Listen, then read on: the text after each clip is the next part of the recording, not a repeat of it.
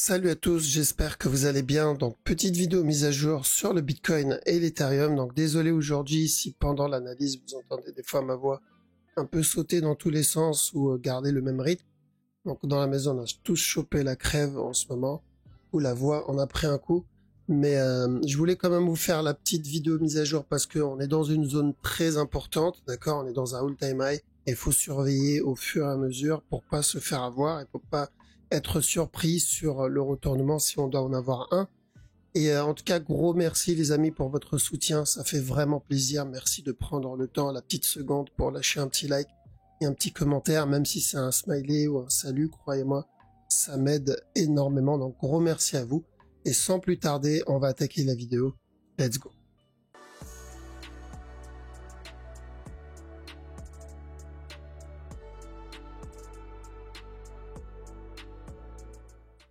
Alors, donc aujourd'hui, on va commencer avec EOS. Donc, c'est la crypto qui est remontée le plus dans les précédentes vidéos. Donc, EOS, de toute façon, c'est une structure que je gardais à l'œil depuis un petit moment. C'est une ancienne structure et elle a eu largement le temps de se développer tant que le fondat reste correct, d'accord.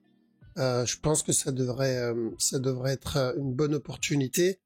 Et donc, la majorité des cryptos récentes, on se trouve actuellement ou là, ou ici pour certaines, d'accord.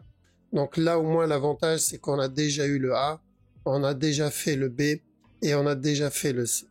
Donc tant qu'on reste au-dessus de ce base, pour ça on a mis cette ligne ici, on cherche toujours, donc c'est une bonne zone, c'était une bonne zone pour cumuler, c'est pour ça on en a profité pour cumuler dans cette zone.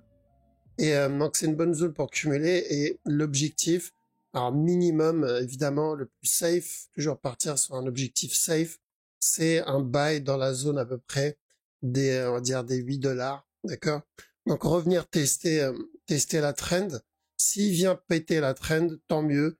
Donc notre prochain objectif, ça va être cette zone, et ensuite le dernier objectif, ça va être cette zone, d'accord. On prend toujours, bien sûr, des objectifs. Le but c'est pas de to the moon parce que n'importe quel crypto peut finir à zéro et on peut pas anticiper, on va dire si on va revenir tester, retoucher le all-time high encore une fois ou pas. Maintenant, si je me base uniquement à la structure et sans prendre en compte le fondat, oui, clairement, l'objectif que je vais chercher, donc ça c'est mon A, ça c'est mon B, et revenir péter le C.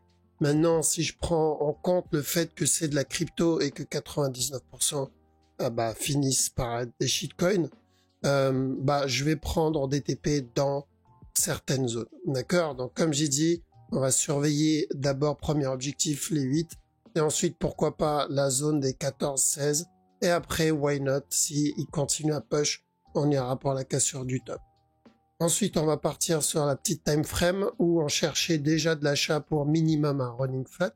Ça se passe plutôt bien, ça a plutôt bien validé. Donc pour les plus anciens, si vous vous rappelez, quand on avait pété ce bas, on avait dit quoi? On fait attention, ce mouvement-là c'est notre A, ce mouvement-là c'est notre B, on cherche de l'achat pour minimum nous donner le C pour un running, d'accord. Donc tant qu'il n'a pas cassé ce top, on doit faire attention.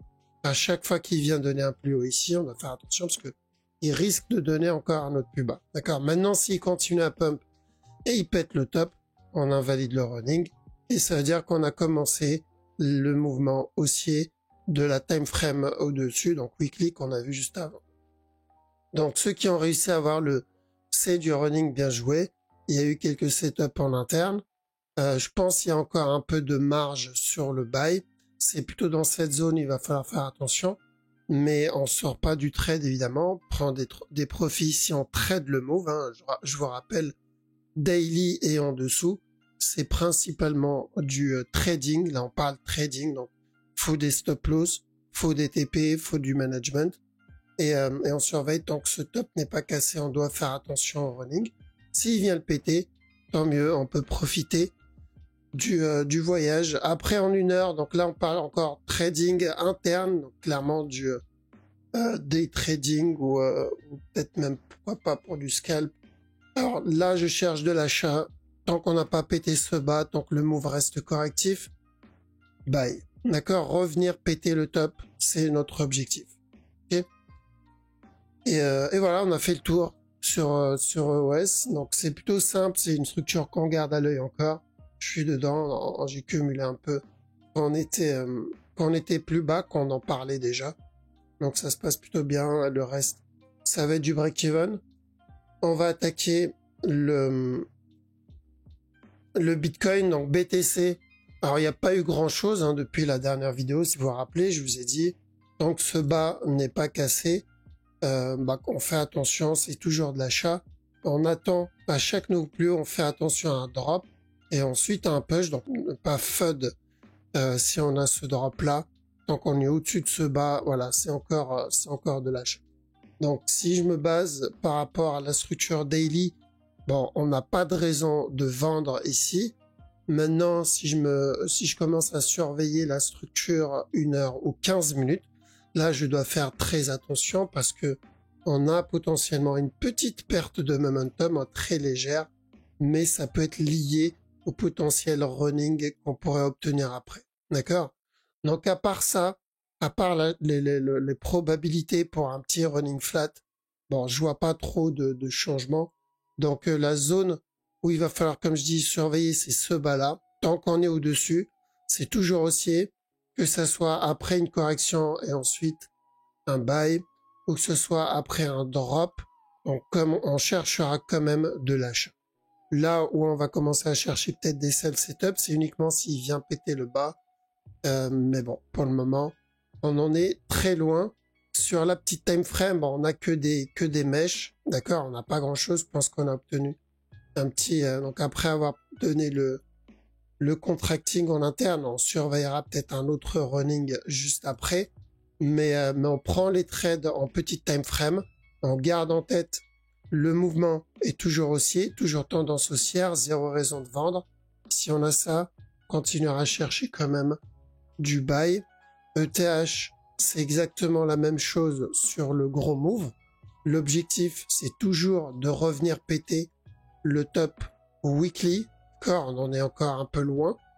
Donc, enfin, un peu, on s'en approche en tout cas de plus en plus.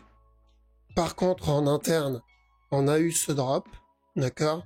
Et en ce moment, on a une petite perte de momentum sur le move. Donc, c'est où on va obtenir ici un petit flat et ensuite un push. Et à chaque nouveau plus haut, on doit faire attention au potentiel running flat, d'accord? Mais à part ce running, pour le moment, je vois pas vraiment de raison de vendre cette structure. Ok, donc ceux qui veulent vendre le running, bien sûr, ça va être des structures 15 minutes, voire même en dessous.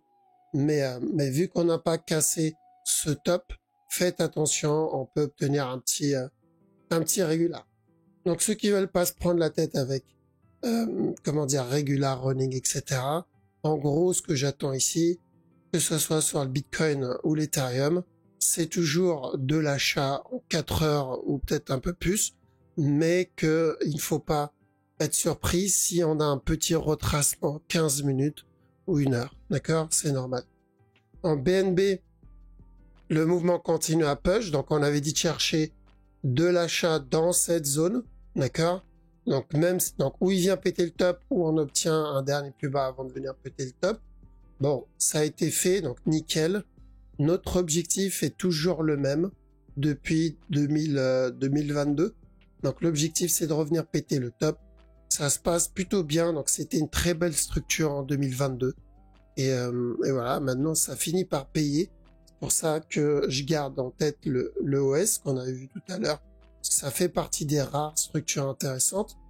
Et en petit time frame, donc plus 15 minutes, alors ceux qui trade, là on parle bien sûr trading, donc le A ici, potentiellement un B qu'il est en train de faire, et après revenir péter le bas encore une fois, mais tant qu'on reste dans cette zone, voilà, on peut chercher encore de l'achat.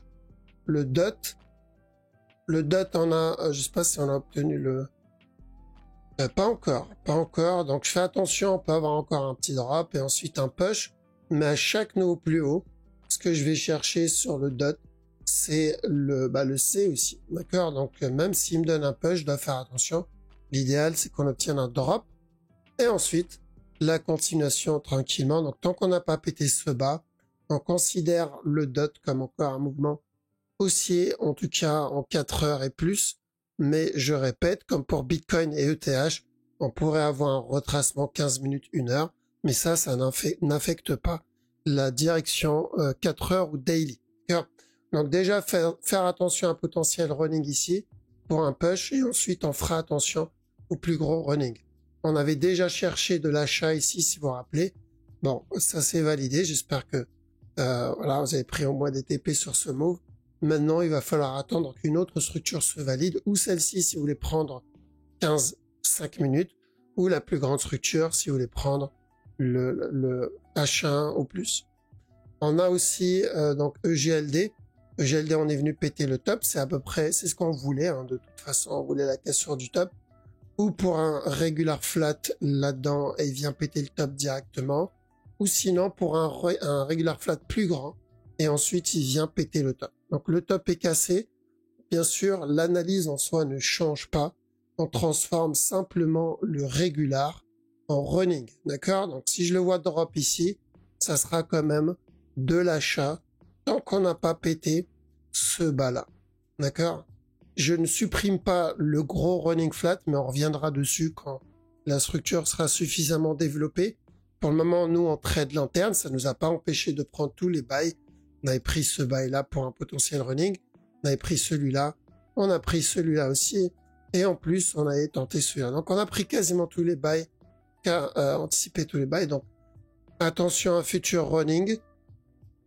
En interne, bon, il n'y a pas grand-chose, hein, le mouvement est plutôt correctif, c'est pour ça que je garde en tête la possibilité d'un running, parce que le mouvement qu'il donne ici est plutôt correctif. Le Litecoin, alors Litecoin sur le gros move, on a validé ce qu'on recherchait, donc on a dit de faire attention à un potentiel running A, B, C, et quand on était en bas, on avait dit attention, on cherche de l'achat pour revenir péter le top directement, ce qu'on a fait, ce qu'on a obtenu. Donc maintenant, ça va être plus la petite time frame que je vais surveiller. Je considère ce mouvement-là comme un A, ce qu'il donne comme faisant partie du B. Donc s'il revient péter ce top, je chercherai de la vente pour casser le bas encore une fois. D'accord? Et ensuite, pourquoi pas, si on veut continuer à push à ce moment-là, mais j'ai besoin du B et du C pour ça. Le sol, on a pété le top, on cherchait de l'achat, si vous vous rappelez, ici. On avait dit buy, revenir casser ce top-là. Ça, c'est fait. Maintenant, à chaque nouveau plus haut, ce que j'aimerais voir, c'est un petit drop avant le push. Maintenant, s'il me donne pas ce drop et que à la place, il me donne un autre setup, car par exemple, un running ici, ça se tente, mais c'est une time frame inférieure, d'accord? On est sur du 15 minutes, voire même du 5 minutes. Donc, si je veux une structure intéressante en 1 heure, j'aimerais bien qu'il vienne me valider un petit running flat. Ensuite, on a le VET aussi. Donc, VET, c'est encore haussier. Lui, il prend un peu son temps. Donc, l'objectif sur le VET, c'est le même depuis le bas ici, c'est revenir, péter le top. C'est long, certes, mais des fois, voilà, ça prend un peu de temps. S'il décide de venir donner un nouveau plus bas, ce sera pareil, une nouvelle opportunité pour rentrer. Mais la direction sur le VET, c'est toujours la cassure du top. Pas de changement là-dessus. Ok? Voilà. Donc, on a fait le tour des cryptos. Donc, le marché bouge doucement, mais sûrement. Faut juste faire attention sur les petites time frames. Donc, ça concerne ceux qui tradent en interne et qui cherchent des zones pour TP. On commence à avoir un peu de perte de momentum. Le marché s'essouffle un peu. Mais je répète et j'insiste, c'est de la petite time frame. Donc, ça concerne pas le gros move. Pour le moment, le gros move, il est encore assez agressif. D'accord? Voilà, donc je vous laisse ici. Merci les amis pour votre temps. Merci d'avoir regardé la vidéo jusqu'au bout. Prenez soin de vous. Ciao.